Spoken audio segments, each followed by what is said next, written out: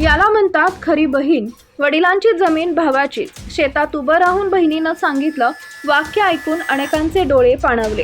Viral व्हिडिओमध्ये एक महिला तिच्या 3 भावांसोबत शेतात उभी दिसते. बोलताना ती सांगते की हे आमच्या वडिलांचं शेत. वडील गेल्यानंतर ते भावाचंच आहे. पुढे ती म्हणते की आम्ही तिन्ही बहिणींनी ठरवलंय की आम्हाला या जमिनीत कोणताही हिस्सा नको. एवढंच नाही तर प्रत्येक बहिणीनं भाऊ बहिणींचं प्रेम जपण्यासाठी असा विचार करायला हवा, असं आवाहनही ती करताना दिसते.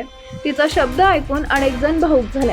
पूर्वी राखी पौर्णिमा, भाऊबीज यांसारख्या सणांमध्ये माहेराकडे धाव घेणाऱ्या बहिणी आता अनेकदा मालमत्तेच्या वादामुळे न्यायालयाचे दरवाजे ठोठावताना दिसतात. काही भावांना वाटतं की बहिणीचं लग्न चांगल्या घरात झालंय, तिला आणखी वाटा कशाला.